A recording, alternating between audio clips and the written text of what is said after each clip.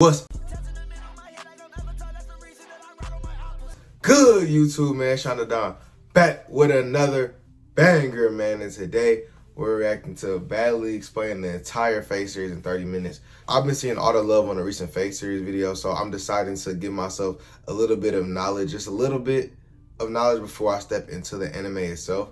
I do plan on starting the anime very soon. This channel is all about anime reaction, anime gaming videos.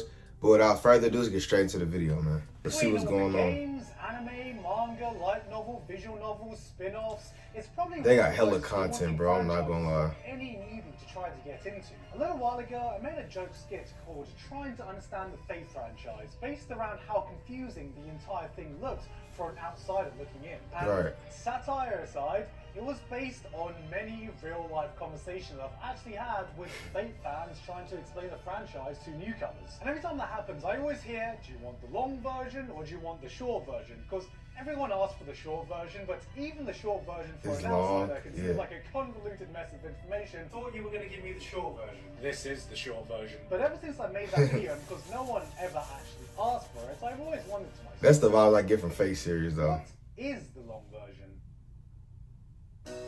It's always like when somebody in my comment section trying to explain it, it's always like hella paragraphs. Fascinates me. Originally created by Kinoku Nasu, what started as just a single eroge visual novel was turned into a multi-billion-dollar franchise with more media than any sane person can wrap. Oh my goodness, multi-billion. Look at all this shit. Can you see how many there is? There's at least 5. So it can be easy to forget how and why people became fans in the first place. That many newcomers may even forget to ask, what is Fate even about?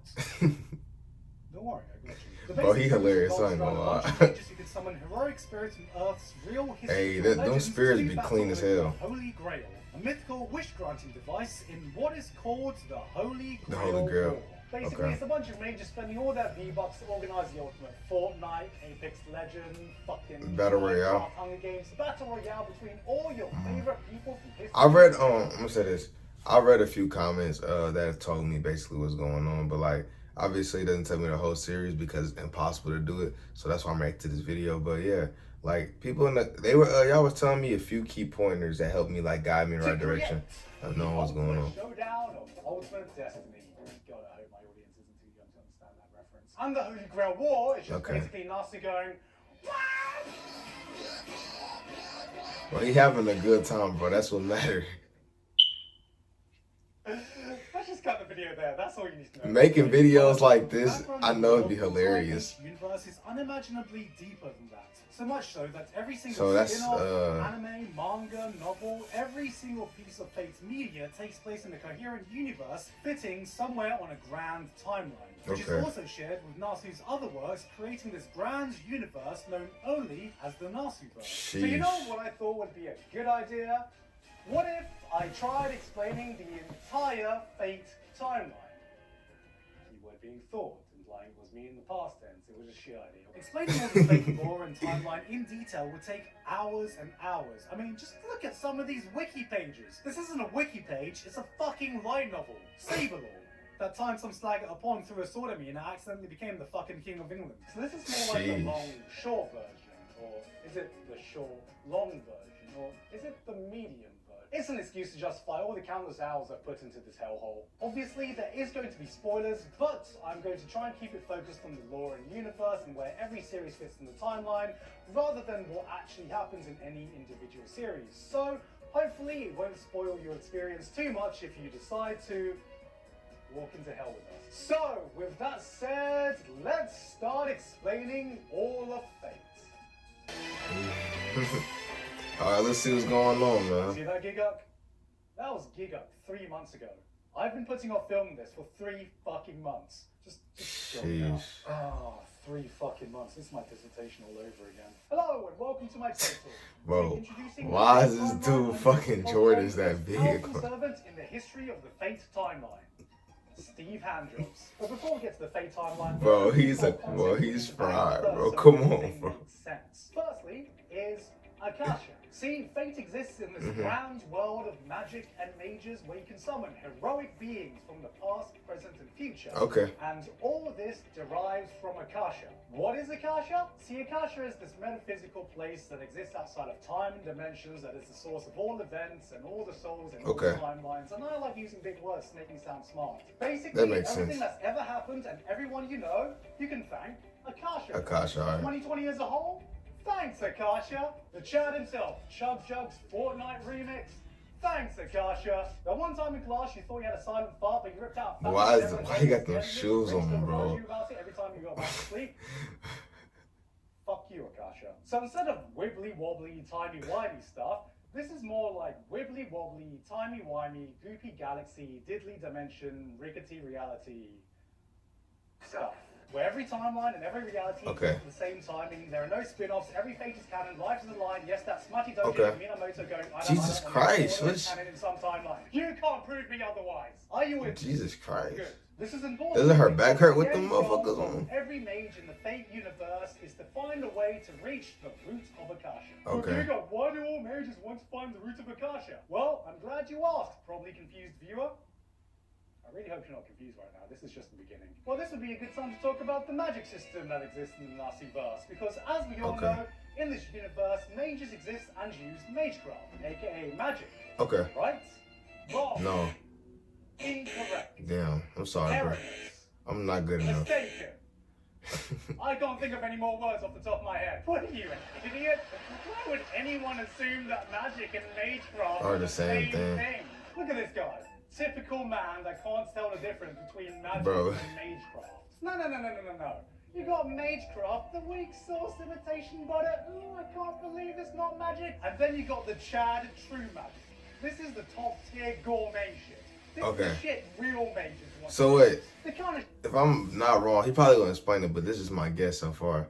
Magecraft is what the mages, or quote unquote the humans, use, and magic is what like the spirits use. That the spirits that are summoned, I'm pretty sure they probably use magic because like they seem like they're on a whole different scale of power. So that would be my guess. The shit Gordon Ramsay has to taste up and goes, finally, magic. But this premium shit can only be achieved by mages who view Akasha. And once someone gets that magic, that path to Akasha is cut off, and then the magic can only be used by the direct descendants of that original mage. Basically, no one has real magic, and they're trying to get to the root of Akasha so they can stop using the peasant dollar store Magecraft shit. Oh man, what if the third magic was just the power to create fate porn? But what's stopping all mages from getting to this mythical place called Akasha? Well, you have this thing called the counterforce. This is kind of like a safety mechanism that stops the god from going extinct because the earth is actually alive and has a will, and don't worry about that right now. And the counterforce itself is made up of two parts. The collective unconscious will of humanity itself to survive, Alaya, and the will of the planet itself, Gaia.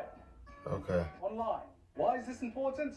Because the counterforce has powerful defense mechanisms, like being able to summon heroic spirits from Earth's history in order to defend itself, which we call servants. Sound familiar? I've seen it. So it'll intervene anyone trying to get to Akasha. I think I've seen that. The galaxy timey-wimey place, and mages have to find a way around it. Are you with me? Are you with me? Good. So far, the mages are trying to get around the counterforce to get to Akasha to achieve true magic. That's my understanding so far. If you're already confused, may I introduce to you the phrase everyone in the Fate fandom holds in the highest esteem as the holiest words in our gospel. Don't worry about it. Don't worry about it. I already know, bro. Why is the cast of Fate Stay Night sharing a nice wholesome meal instead of trying to brutally murder each other? Don't worry about it. How do reality bubbles work? Don't worry about it. What is the moon? Don't worry about it type of shit. Okay. Please don't worry about it. Please don't ask me what the moon is. I'm not gonna fucking talk about the moon. To recap. Hey, somebody told me the moon was a vampire, bro. Like in my comments, like I was scrolling through the comments and somebody was like, yeah, bro, the moon was the first vampire or something, bro. Like, I promise you, bro, like, when I be reading some stuff, it be hard for me to, like, understand what you mean when you say stuff like that. So, I was just looking at my phone laughing because he told me that the moon was a vampire. I don't doubt y'all. I don't think he lying, but it's just funny because, like, how I don't know, like, I never watched Fate, so I wouldn't know what you're talking about. It's just hilarious. reality place that every mage is trying to get to, so they can use the top tier gourmet true magic. Right, But okay. the only thing stopping them is the counterforce, right. which they have to try and find a way around. Okay. Did you get all that? Yes. This is all the background information you need to know. Bet. Before we start the timeline. Jesus Christ. Jesus Christ, we haven't even started the timeline yet. You know, originally I wanted to visualize the timeline. Why he standing like that though? He like this. Yo, it's hilarious. But then I soon realized I don't have a wall big enough. So that's why I'm using the green screen. Definitely not because I want to rip off Nakey Jakey. Now, starting right at the beginning, before any mages, before any servants, before any Holy Grail wars, you have the Age of God. So yeah, apparently right at the beginning of Fate lore, there was this period of time where gods roamed the earth with man, mythical creatures existed, and I shit you not, physics apparently just wasn't a thing. Okay. Yeah, apparently this thing called mystery governed the law of the world, which I don't know what that's supposed to mean. Don't worry about it. Like, I just imagine in my head some ancient humans trying to let go of an apple, and physics tries to drop it, and mystery's like, no. We do not do that here. And then the apple just flies off the fucking Naya. But everything changed when the Sether nation attacked. Or just Sether. This next time period is called Deterioration. This titan called Sether invaded and destroyed most of the world and was only beaten back by this mighty sword called Excalibur. Excalibur, After the attack, the gods weaken a bit, mystery starts to wane, and physics is like, yo, is anyone going to drop that apple? Which takes us to Separation. So the gods are a little pissed that they can't go down to Earth anymore because they're so weak, so they make Gilgamesh, who's 2/3 god. Because gods don't give a shit about maths, apparently, with the intention of making him the keystone to connect the gods and the humans. To the humans, now, anyone not familiar with the Fate verse, how can I explain Gilgamesh? You know that one meme, is this some peasant joke I'm too poor to understand? Well, imagine if that meme was reincarnated as a person. That's Gilgamesh. So yeah, he decides to rebel, and the gods were like, no. This guy doesn't want to take orders from us. No, come on, keep joshing us right now. This is a prank. Come on, where are the hidden cameras? I'm on MTV Punk'd, aren't I? And so with that, the gods cannot interfere with humans anymore. And thus begins the Age of Man. From the year 0 AD, the human population explodes, magic and Magecraft is replaced with science, and most importantly, physics exists now, guys! Yeah! I was meant to buy a party popper, but I completely forgot to. Alan, can you edit a party popper in this video, please? Thank you. That's right, screw your mystery. I have E equals MC squared. Okay, remember right at the beginning of this video when I said the Fate franchise was about this thing called the Holy Grail? Yeah. Well, we can finally start talking about the Holy Grail. See, the Grail is touted as this omnipotent, magical, wish-granting device, and that's only partially true. See, around the 1800s, these epic magic gamer girls, called the Ironsburns family, figured out a way to the root of Akasha. That place that gives you true epic gamer magic. By using the Holy Grail to summon 7 heroic spirits and then sacrifice them, and using that manner to summon an even greater Grail called the Greater Grail, which has access to the root of Akasha. But of course, all the various magic gamer girls and boys couldn't agree on who would actually get access to this magic, so they decided to have a meeting to decide. One could even say that it was a magic. The Gathering. Or in Fate, we just call this the Holy Grail War. Which finally leads us to the timelines to all the wars so far. Oh, I can't believe I flunked world history and I'm about to recite the entire history of some fictional war that happened. Okay, so you got like the first Holy Grail War, which happened around the 1800s. This is when the 3 main mage families, the Ironsburns, the Toesuckers, and the Matos, couldn't agree on who could get access to the Grail. So they were like, guys, we've got a bunch of servants lying about. Tournament arc. This was hardly what you'd call an actual war though, and more like a 3 AM brawl at the local mage pub, which ended because everyone got bored and time ran out. Then came the second Holy Grail War in the 1860s with the same parties involved, but this time everyone went a bit fucking mental because everyone died, nobody won, and future generations were like, wait a minute, do we need rules? What the fuck is a Geneva Convention? Then came the third Holy Grail War in the 1930s, where the church gets involved because they're just like, are you using the term Holy Grail? God, are we allowed to copyright that, and everyone's happy with that because they can enforce the rules. So the church is like, all right, gamers, I want a fair fight. No going for the eyes, no kicking below the belt, and for God's sake, no summoning any illegal servants. So then the items burn, summon an illegal. They do it anyways. And so they get this totally new servant called Angramayu, aka the Angry Mango, who's meant to be this super badass, ultra OP new servant who also wins them the war, except lol, JK is actually super weak and dies. And is literally so angry he gives the Grail food poisoning. Then we got the 4th Holy Grail War, which is basically just the events of Fate. I thought he was the one, bro. What happens in it. And finally we have the Grand Sugar Daddy that birthed everything we're talking about.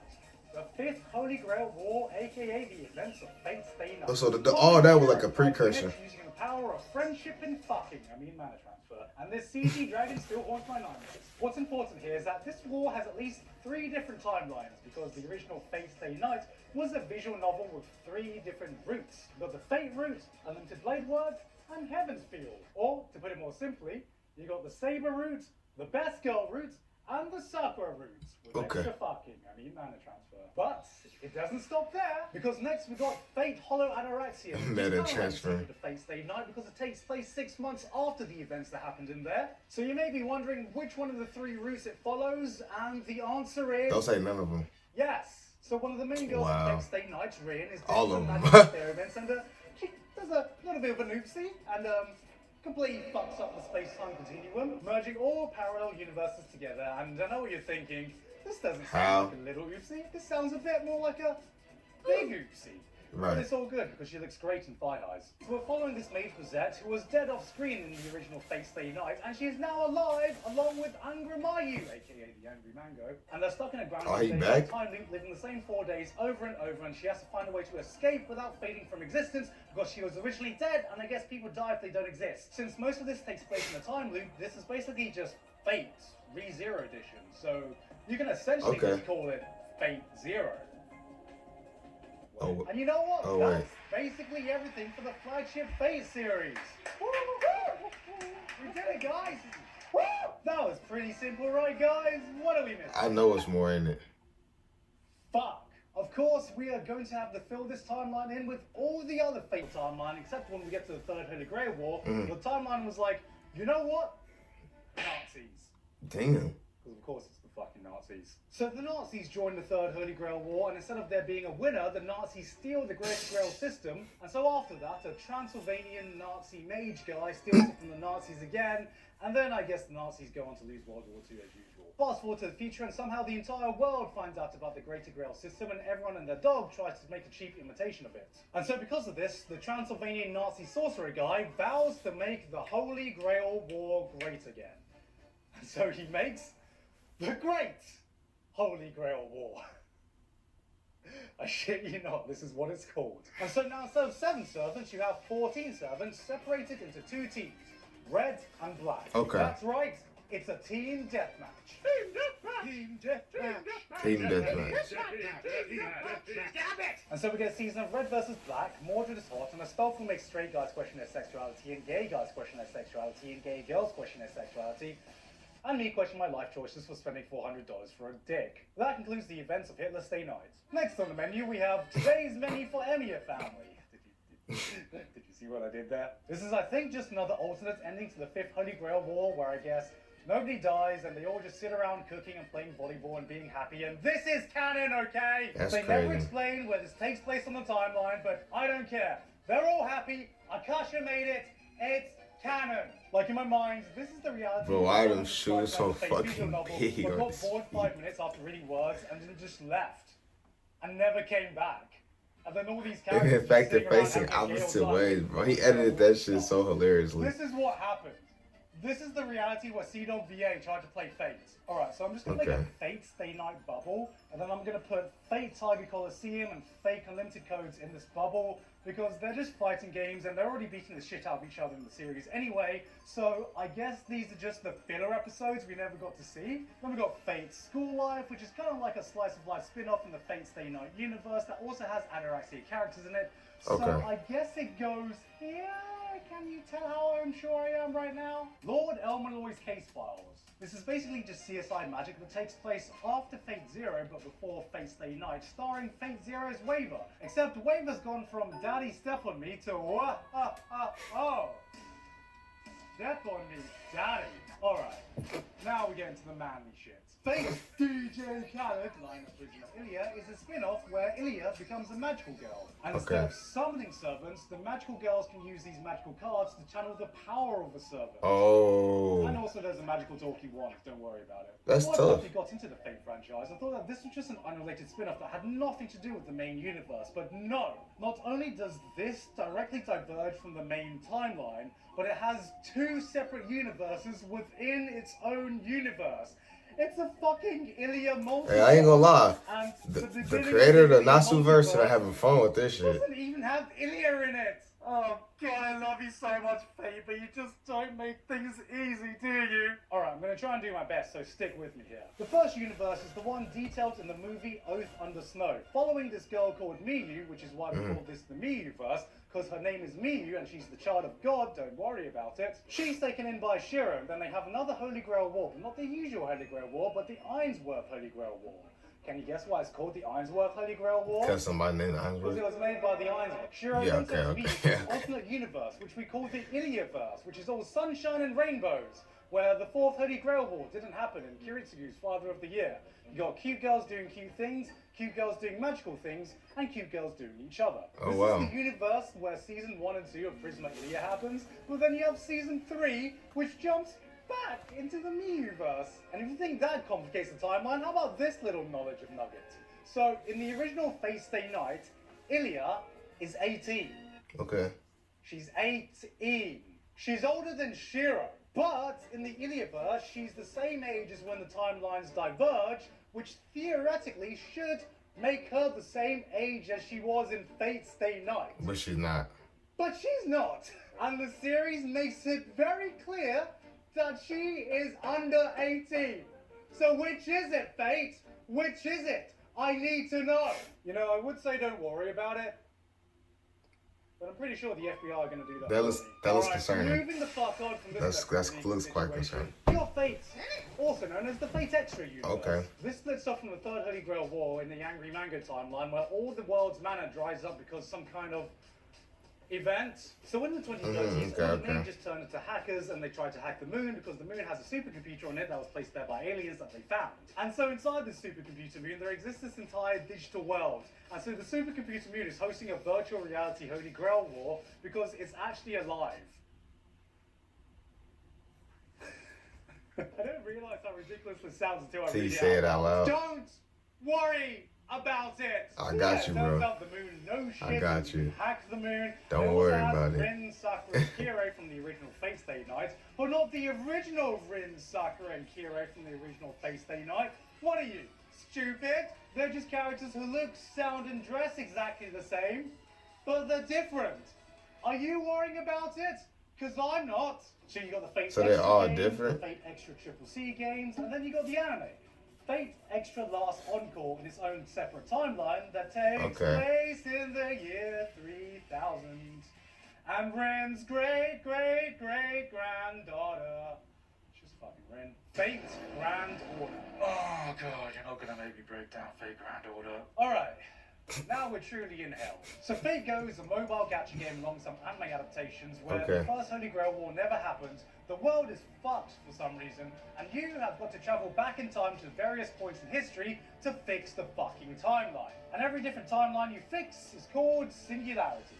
Basically, imagine Fate Back to the Future, except there are like 7 sequels, all with different diverging timelines, and you're not trying to fuck your mum, you're just trying to fuck all the servants. Alright, so for simplicity's sake, I think it would just be easier if I just draw out the Fate Go timeline. And then here in its own corner, it's just Fate Prototype, which is Kinoku Nasu's original concept for Fate, where King Arthur's actually a guy? Get out of here with your damn historical inaccuracies. So essentially, this is just a non-existent project because the only thing that exists is a 12-minute trailer that was made purely for fan service. Which is even more bizarre when you consider Fate Prototype Fragments of Sky Silver, which is the prequel to Fate Prototype. They made a prequel, a full light novel prequel, to a 12-minute commercial. Like, do I really think Fate fans are that hungry for content? Type Moon just sitting there being like, alright, Fate fans, open wide. Oh, that's crazy. Content, give me anything. And then this prequel to a project that basically doesn't even exist has a side story called Fate Labyrinth. A side story! This is why Tsukahime fans are on suicide watch. You can tell that line was written months ago because, yeah, where the fuck did this come from? And all this would be a completely alternate universe with no connection to the original universe. But okay. I shit you not, one of the characters has a dream that connects this universe to the rest of Night universe. Okay. Yeah. It's literally canon by dream. Alright, I think we're getting close to the end.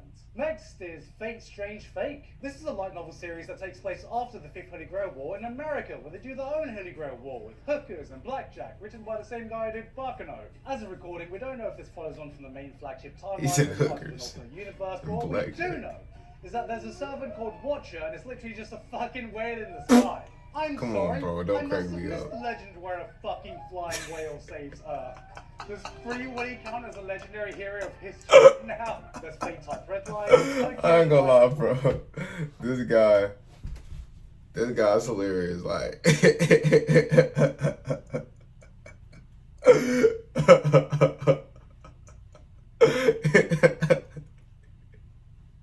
it's the fact he said.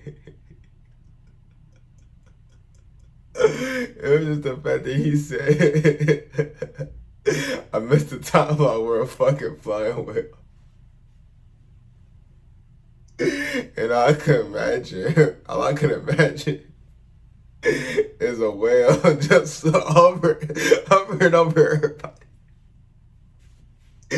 and being the savior to the universe. Oh my goodness, bro! That was funny. Hold on, I gotta run that back, man. That shit was fucking hilarious. Yo, I like this guy. He's fucking hilarious, bro. This is Fate Strange Fate. This is a light novel series that takes place after the Holy Grail War in America, where they do their own Holy Grail War with hookers and blackjack, written by the same guy who did Bakano. That hooker looked funny as hell, bro. The main flagship timeline was part of an alternate universe, but what we do know is that there's a servant called Watcher, and it's literally just a fucking whale in the sky. I'm sorry, I must have missed the legend where a fucking flying whale saves Earth. Does Free Willy count as a legendary hero of history now? There's Fate type redline. Oh my goodness, bro. He said, I missed the time over fucking flying whales. I don't know if that's funny to y'all, but that shit is hilarious to me, bro. This shit is hilarious to me. Not a lot about this is known right now because it's not been officially translated, but what we do know is that it's set in the future after some kind of... Yeah, but I can't wait to react to Fate on the channel, man. Hopefully all you guys can enjoy the journey with me, to be honest. Who I guess is the Voyager space probe, except I have no fucking clue how a space probe becomes a servant, let alone a blonde Shota boy, let alone a blonde Shota boy space probe servant, and don't tell me to worry about it, because I'm not worrying about it. Can you see how much I'm not worrying about it? I am not worrying about it. Yeah, you definitely don't look stressed, brother. But seriously, how the fuck? And finally, in a bubble, within its own bubble, within its own fucking dimension, is Carnival Phantasm, where all the Fate characters and other characters from Nasu's other works are just hanging out, I guess. Having fun? Doesn't make any sense. I have no idea where this fits in the timeline. I think this is just a bubble reality where Akasha got fucking drunk. And that's it. That is it really is the long version. Kinda. But Giga, what about the rest of the Nazi verse? You gonna do that as well?